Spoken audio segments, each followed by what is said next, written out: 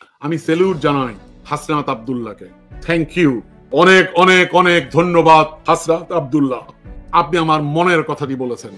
হাসিনাকে থামান, এই সাইকো মহিলাকে থামান, এই মিথ্যাবাদী মহিলাকে থামান। প্রথমে একটু হাসতে ইচ্ছা করতেছে, কিভাবে যে বলি কথাটা, এমন একটা কথা, এমন একটা কাম কিভাবে করলো ডক্টর মোহাম্মদ ইউনূস। পুরা আইক্যাউলা বাসটা একেবারে হান্দাই দিছে। এইভাবে আইক্যাউলা বাসটা দেওয়াটা কি ঠিক হইল?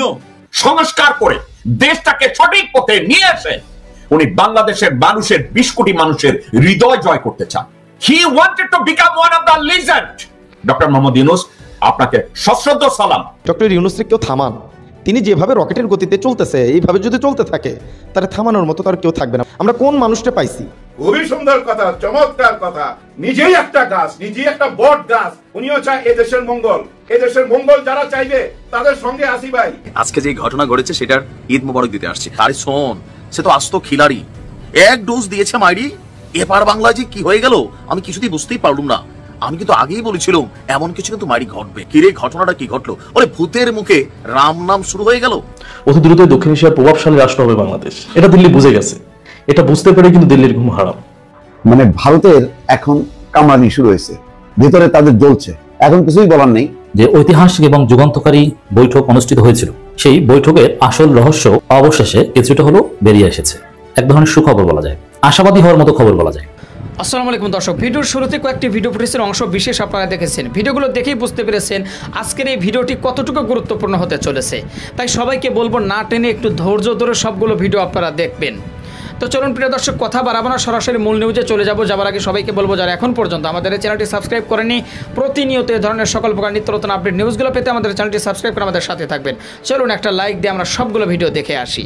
প্রথমে একটু হাসতে ইচ্ছা করতেছে, কিভাবে যে বলি কথাটা, এমন একটা কথা, এমন একটা কাম কিভাবে করলো ডক্টর মোহাম্মদ ইউনূস। পুরা আইক্যাউলা বাসটা নরেন্দ্র মোদীরে একেবারে হান্দাই দিছে। বলেন তো কি এই বুড়া মানুষটা আরেকটা বুড়া মানুষে এইভাবে আইক্যাউলা বাসটা দেওয়াটা কি ঠিক হইল? আপনাদের কাছ থেকে একটু জানতে চাই, বাসটা এবার কিভাবে দিল। পুরা আইক্যাউলা বাস মাইরা দিছে এবার নরেন্দ্র মোদীরে ডক্টর মোহাম্মদ ইউনূস। নরেন্দ্র মোদী তো গরুর গু আর মুদ খা, তার বুদ্ধি শুদ্ধি হইলে কতটুকু হইব। এরপরে আবার নিরামিষ, খায় না গরুর মাংস, যেটা খাইলে বুদ্ধি হইব সেটাই সে খায় না। তাছাড়া তার কোনো মাংস মাছ কিছুই খায় না। এখন এই ডক্টর মোহাম্মদ ইউনূসের লগে সে পাঞ্জা লড়তে নেমেছে। চার দোকান থেকে উঠে আইসা বিশ্ববিদ্যালয়ের শিক্ষকের সাথে পাঞ্জা লড়বে যে হাতটা কিভাবে রাখলে পাঞ্জাতে হাতটা মস্কাই যায় না বা হাতটা ভেঙ্গে যাবে না, এটা তো চার দোকানদারের জানা নাই।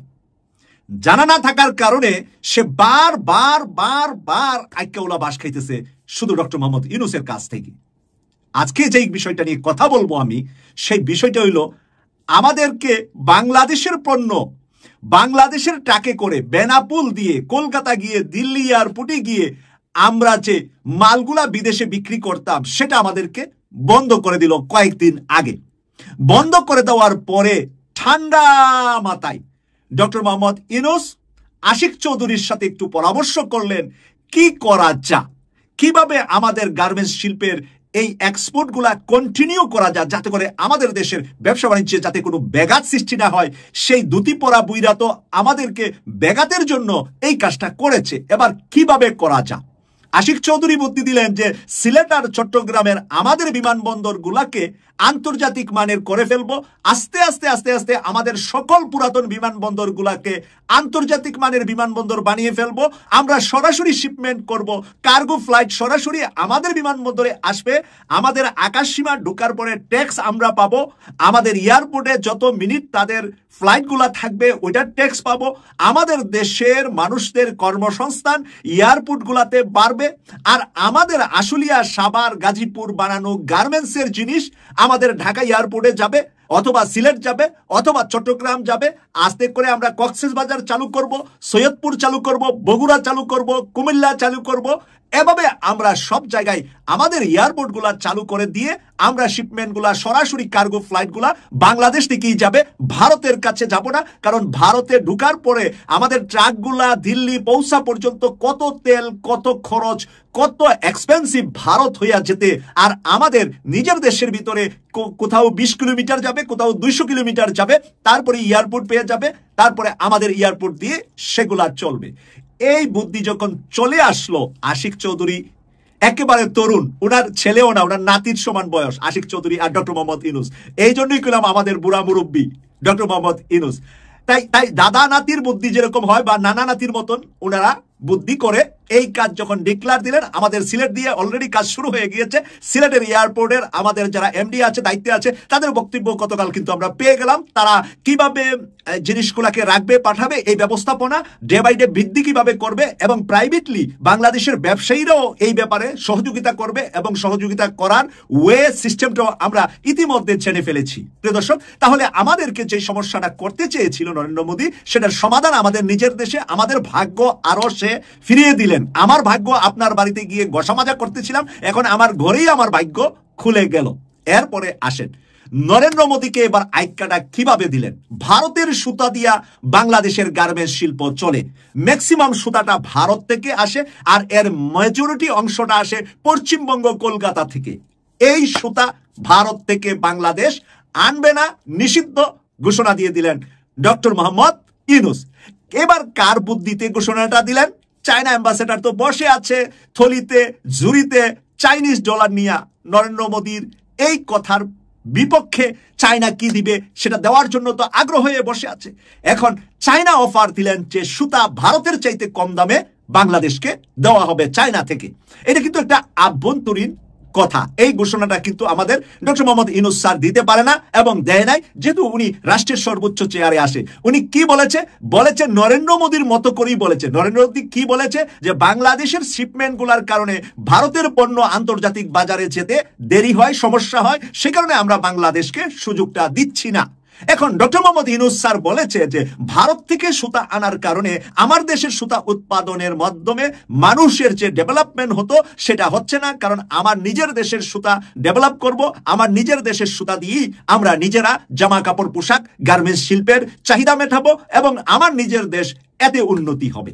প্রিয় দর্শক, এই হলো আইক্যাউলাবাস। এখন পশ্চিমবঙ্গ 5ই আগস্টের পরে যে খরাটা, চৈত্র মাসটা চলছিল, 1 রেস্টুরেন্টে, 2 জামা কাপড়ে, 3 হোটেলে, 4 হসপিটালে, 5 যানবাহনে, সব জায়গা বাংলাদেশিরা গিয়ে যে বিলাসবহুল জীবনযাপন করত ভারতে গিয়ে, সেই জীবনযাপন না করার কারণে চৈত্রের খরাটা কিন্তু ওরা 5ই আগস্টই পেয়ে গিয়েছে।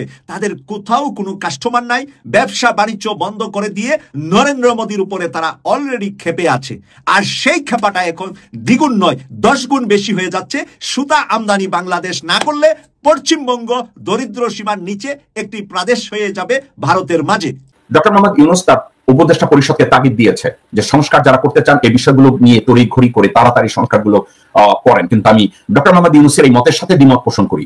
এই সংস্কার এত তড়িঘড়ি করে হবে না। সত্যিকার অর্থে সংস্কার করতে গেলে সেখানে সময় লাগবে, রিসার্চ করতে হবে। একটা সংস্কার কেউ টেম্পোরারি করে না। এই সংস্কারগুলো এমন ভাবে করতে হবে যে সংস্কারগুলোকে পরবর্তীতে কোন যুক্তি দিয়ে এই সংস্কারগুলো যেন ক্যান্সেল করা না যায়। বিএনপির মতো ভারতীয় কুত্তার বাচ্চাদের সমর্থক হয়ে, এখন আরেকটা কথা বলি, আমি হাসিনাকে বলেছি ভারতীয় মাগি, হাসিনা মাগি। এখন বিএনপির কাকে আমি কি নাম দেব এই মুহূর্তে দিতে চাই না, কারণ তারা ক্ষমতায় আসার জন্য পাগল হয়ে গেছে। জনগণকে বাদ দিয়ে, জনগণের শক্তিকে অসম্মান করে, জনগণের মতামতকে প্রাধান্য না দিয়ে তারা ভারতের তাড়াতাড়ি পাওয়ার জন্য ভারতের পা চাটা শুরু করেছে, ভারতের মুখ খাওয়া শুরু করেছে, ভারতের বুক খাওয়া শুরু করেছে বাংলাদেশ জাতীয়তাবাদী দল। তারা যদি ভারতের তাবেদারি করে ক্ষমতা যাওয়ার চেষ্টা করে, তাদের জন্য আমি একটা নাম নির্ধারণ করব। ভারতীয় মাগি বলবো নাকি অন্য কিছু বলবো এবং কাকে বলবো পরবর্তীতে আমি জানাবো। তো ডক্টর মোহাম্মদ ইউনূস যে তাগাদা দিয়েছেন, এতে প্রমাণ হয় ওনার সদিচ্ছা আছে, ওনার আন্তরিকতা আছে। ক্ষমতা ধরে রাখা ওনার উদ্দেশ্য না, সংস্কার করে দেশটাকে সঠিক পথে নিয়ে এসে উনি বাংলাদেশের মানুষের 20 কোটি মানুষের হৃদয় জয় করতে চান। He wanted to become one of the legend. ওনার সৎ উদ্দেশ্য আছে, ওনার যোগ্যতা আছে, ওনার দূরদৃষ্টি আছে, ওনার সততা আছে। এই জন্য উনি বাংলাদেশকে রিফর্ম করতে চান। ডক্টর মোহাম্মদ ইউনূস, আপনাকে সশ্রদ্ধ সালাম যে আমি জানি আপনি ক্ষমতায় থাকতে চান না, কিন্তু আমরা আপনাকে যেতেও দিতে চাই না। যে মুহূর্তে আপনি থাকবেন না ডক্টর মোহাম্মদ ইউনূস, পঙ্গপালরা এসে আপনার যত সংস্কার আপনি করে গেছেন 84 বছর বয়সে, তারা 2 দিনে এগুলো ধ্বংস করে দেবে। তাড়াহুড়া করবেন না। আপনার যতদিন ওখানে থাকতে হয় থেকে সংস্কারগুলোর স্থায়ী রূপ দেন। আপনি স্থায়ী রূপ দেওয়ার আগে ডক্টর মোহাম্মদ ইউনূস, আপনাকে আমরা যেতে দিতে চাই না। দেশের 90% মানুষ আপনার জন্য রাস্তায় নেমে আসবে ডক্টর ইউনূস। দেশের 90% মানুষ আপনার জন্য রাস্তায় স্লোগান দেবে মিডনাইটে, আপনি যাতে না যান। আপনাকে আমরা যেতে দিতে চাই না। এত তাড়াহুড়া করবেন না, ঠান্ডা মাথায় সংস্কার করুন। আপনাদের সংস্কারের প্রপোজাল আসলে বিদেশি অ্যাডভাইজার নেন, কনসালটেন্ট নেন, তাদেরকে দিয়ে রিসার্চ করান এটাকে আমরা কিভাবে ইমপ্লিমেন্ট করব। শুধু সংস্কার কর্মসূচির থিওরিক্যাল সংস্কার দিলে চলবে না ডক্টর মোহাম্মদ ইউনূস। শুধু থিওরি দিয়ে সংস্কার করবেন না, রিফর্ম করবেন না, কারণ ওটাকে কেউ এক্সিকিউট করবে না। একটা কথা ডক্টর মোহাম্মদ ইউনূস এবং উপদেষ্টা পরিষদের দৃষ্টি আকর্ষণ করে বলতে চাই, বাই থিওরি আপনারা সংস্কার করলেন, এটা ফুল এক্সিকিউশন এবং আউটকামটা জনগণের সামনে তুলে ধরতে হবে। ডক্টর মোহাম্মদ ইউনূস, আপনি যেভাবে বিদেশি ইনভেস্টরদের ইনভাইট করেন, তাদেরকে মোটিভেট করেন বাংলাদেশে ইনভেস্ট করার জন্য, ঠিক তেমনি প্রত্যেকটা সংস্কার নিয়ে আপনি শুধু কাগজে পত্রে বাই থিওরি আপনি প্রপোজ করবেন না ডক্টর মোহাম্মদ ইউনূস। আমি চাই এই সংস্কারগুলো আপনার চোখের সামনে এক্সিকিউট হবে। এই এক্সিকিউটের পরে জনগণ জানবে ডক্টর মোহাম্মদ ইউনূস কোন সংস্কারের কথা বলছে, এর রেজাল্ট কি। আপনি ততক্ষণ পর্যন্ত আপনি থাকবেন ডক্টর মোহাম্মদ ইউনূস। ঢাকায় প্রকাশ্যে মিছিল করেছে আওয়ামী লীগ এবং ছাত্রলীগ। বিভিন্ন জায়গায় হঠাৎ করে তারা ঝটিকা মিছিল শুরু করেছে। 2-1 দিনের মধ্যে আপনারা দেখেছেন যে উত্তরাতে, তারপরে ঢাকা মহানগরে, এরপরে বঙ্গবন্ধু কার্যালয়ের যে সামনা তাদের যে আওয়ামী লীগের অফিস, সেই কেন্দ্রীয় অফিসের আশেপাশে এভাবে করে বিভিন্ন জায়গায় তারা মিছিল করছে। এবং এই মিছিলগুলো একটা খুনি দল করছে যারা 5ই আগস্টে বাংলাদেশ থেকে অপ্রাসঙ্গিক হয়ে গিয়েছে। আপনারা জানেন এই ফেসিবাদী শেখ হাসিনা বাংলাদেশ থেকে 5ই আগস্ট পালিয়ে গিয়েছে, কিন্তু দুঃখজনক হলেও সত্য, পালিয়ে যাওয়ার পরেও আজও বাংলাদেশে কিছু কিছু মানুষ এই আওয়ামী লীগের মিছিল নিয়ে বাংলাদেশ বিরোধী কাজ করছে, দেশের স্বাধীনতার বিপক্ষে কাজ করছে, দেশের 24-এর গণঅভ্যুত্থান বিরোধী কাজ করছে। আপনারা জানেন আওয়ামী লীগ একটি সন্ত্রাসী সংগঠন, যারা সকাল সন্ধ্যা মানুষকে গুম, খুন, হত্যা, নির্যাতন এগুলো না করতে পারলে তাদের ভালো লাগতো না। সে কারণেই আওয়ামী লীগের এই মিছিল, আওয়ামী লীগের এই মিটিং এগুলোকে কোনোভাবেই বাংলাদেশের জনগণ ভালোভাবে নেওয়ার সুযোগ নেই। এবং বাংলাদেশে আইন সিদ্ধভাবে ইতিমধ্যেই ছাত্রলীগের সকল কার্যক্রমকে নিষিদ্ধ করা হয়েছে। আওয়ামী লীগের ব্যাপারে এখন বিচার প্রক্রিয়াধীন আছে এবং শেখ হাসিনা সহ তাদের আওয়ামী লীগের সকল দুর্নীতিবাজদের বিরুদ্ধে তদন্ত অব্যাহত আছে, খুনির বিরুদ্ধে তদন্ত চলমান আছে। সেই মুহূর্তে তারা কোনো লজ্জা নেই, শরম নেই, তারা আবার রাস্তায় মিছিল করা শুরু করেছে শেখ হাসিনাকে বাংলাদেশে ফেরত আনা যায় কিভাবে, সেই কারণে। আপনারা জানেন 5ই আগস্টের পরে আওয়ামী লীগ হতভম্ব হয়ে গিয়েছিল। তারা সারা পৃথিবীর সব জায়গায় নিস্তেজ হয়ে গিয়েছিল এবং তার সন্তান শেখ হাসিনার সন্তানই আক্ষেপ করে বলেছিলেন যে বাংলাদেশ নিয়ে তার মা এখন আর ভাবছে না, কারণ দেশের জন্য অনেক কিছু তারা নাকি করেছে। সেই জায়গা থেকে দেশের মানুষ তার উপরে যে আচরণটা করেছে সেটাই তারা ক্ষুব্ধ, তারা কোনোভাবে এটাকে মেনে নিতে পারছে না এবং এক ধরনের অঘোছালো অনেক মন্তব্য তারা করেছেন। কিন্তু আমরা কিন্তু পরবর্তীতে দেখলাম শেখ হাসিনা এখন প্রতিদিন লাইভে আসার চেষ্টা করছেন, তাদের বিভিন্ন জায়গায় হারিয়ে যাওয়া সকল নেতাকর্মীদেরকে উজ্জীবিত করার চেষ্টা করছেন। তারপরে আবার তাদেরকে দিয়ে গুপ্ত হামলা, মামলা, বিভিন্ন ধরনের আক্রমণ শুরু করেছেন। আবার বাংলাদেশের বিভিন্ন জায়গায় তারা ষড়যন্ত্র করে এদেশের বিভিন্ন ধরনের ষড়যন্ত্র ক্রিয়েট করতে চাচ্ছেন, ডক্টর মোহাম্মদ ইউনূসকে পতন ঘটাতে চাচ্ছেন। 0 পয়েন্টে তারা মানুষদেরকে চেক দিবে, লোন দিবে, এগুলো বলে বলে ডেকে এনেছিলেন। বহু তালবাহানা এই বাংলাদেশে হয়েছে, কিন্তু আওয়ামী লীগ পরাস্ত হয়েছে, কারণ এদেশের জনগণ আওয়ামী লীগকে দেখতে পারে না। আওয়ামী লীগের এই সকল অপকর্ম জনগণ কোনোভাবে মেনে নেয় না, সে কারণে তারা কিন্তু পরাস্ত হয়েছে। কিন্তু আজ আবার নতুন করে এই ঝটিকা মিছিল করছে এবং এই মিছিলগুলো ভবিষ্যৎ কি হবে সেটা কিন্তু আজকের এই মিছিলের দিকে তাকালেই বোঝা যায়। বাংলাদেশে যদি আজকের ফ্যাসিবাদ বিরোধী মানুষরা ঐক্যবদ্ধ না থাকেন এবং যদি প্রশাসন থেকে শুরু করে সরকার যদি আওয়ামী লীগের ব্যাপারে শক্ত অবস্থানে না থাকেন, তাহলে এই দেশটায় আবার যে কোনো ধরনের বড় ষড়যন্ত্র নিয়ে মাঠে ময়দানে তারা কিন্তু নামছে থাকবে। তারপর প্রকাশ্যে মিছিল করছে, অথচ গ্রেপ্তার সেই অর্থে হচ্ছে কিনা আমার জানা নেই। আমি দেখছি না পত্রপত্রিকায় ওরকম বড় আকারের কোনো গ্রেপ্তার আমরা দেখছি না। আমরা কয়েকদিন আগেও দেখলাম আপনার বিজয় দিবসকে কেন্দ্র করে নাকি বলে এটাকে 21 আপনার জাতীয় স্মৃতিসৌধের সেখানে তারা মিছিল করলেন এবং সেখান থেকেও আমরা দেখলাম যে সবাই পালিয়ে গেলেন, 1-2 জনকে হয়তো কেউ ধরে ঝাপটি মেরে তারপরে গ্রেপ্তার করেছে। আবার এই কয়েকদিন আগে 2-1টা মিছিল হয়েছে, তাও দেখলাম 2-1টা সংগঠনের লোকেরা, যেমন ছাত্র দলের সম্ভবত ভাইরা, তাদেরকে অ্যারেস্ট বলতে তাদেরকে ধরে তারপরে পুলিশের হাতে সোপর্দ করেছেন। তো ওই অর্থে কতদিন ছাত্রদল করবে কিংবা এই নতুন ছাত্রদের আন্দোলন যারা তারা করবে, কতদিন জামাত করবে, অন্যরা করবে, এটা তো তাদের দায়িত্ব না। আজকের এই বাংলাদেশে তারা বাংলাদেশি মানুষদেরকে খুন করে পালিয়েছে, তাকে তো এখন এই বাংলাদেশের মানুষরা প্রতিরোধ যেমন করবে সেটা ঠিক আছে, কিন্তু সেটা তো করার চাইতেও বড় প্রতিরোধ করতে হবে সরকারের পক্ষ থেকে। সরকার যদি অ্যাকশনে না যায় তাহলে তো এদের এই মিছিল প্রতিদিন বাড়বে। আপনারা জানেন যে তারা প্রতিটা নিহতই কিন্তু বাংলাদেশের মানুষের বিরুদ্ধে ষড়যন্ত্র করছে। বিশেষ করে গোপালগঞ্জে আপনারা দেখেন গতকালকে একটি অর্গানাইজেশনের বিরুদ্ধে তাদেরকে আক্রমণ করেছে এবং এর আগে বিএনপির 3-4 জন নেতাকে তারা সেখানে একেবারে মেরে ফেলেছে। এরকম করে প্রত্যেকটি জায়গায় তারা কিন্তু এই হত্যা সন্ত্রাস আগের মতোই চলমান রাখছে, এবং আমার কাছে মনে হচ্ছে এখন আরো বেশি পরিমাণ তারা অ্যাগ্রেসিভ হয়ে এই কার্যক্রম শুরু করবে গুপ্তভাবে, কারণ তাদের এখন এটাই তাদের এখন সম্পদ। আপনারা জানেন আগে তাহাজ্জুদের সময় মিছিল করতো, ফজরের সময় মিছিল করতো, এখন একটু ফজরের পরে মিছিল করার চেষ্টা করছে। এটা কিন্তু কিছুদিন পরে জোহরের পরে করবে, এরপর আসরের পরে করবে, এরপর মাগরিবের আগে করবে, এটাই বাস্তবতা। কিন্তু এখন সরকার সেই অনুযায়ী তাদেরকে যদি চাপ প্রয়োগ না করে, কঠোরভাবে দমন না করে, গ্রেপ্তার না করে, তাহলে তো হবে না।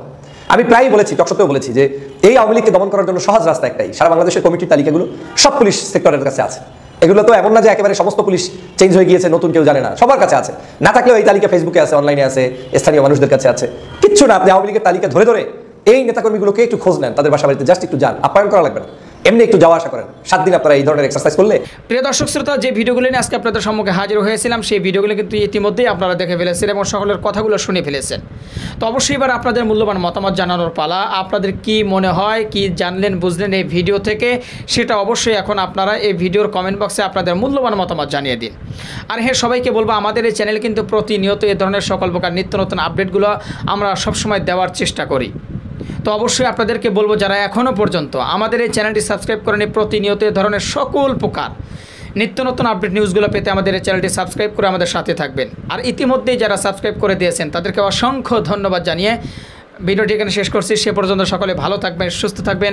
আবারও দেখা হবে, কথা হবে নতুন কোনো টপিকে, নতুন কোনো ভিডিও নিয়ে। আল্লাহ হাফেজ।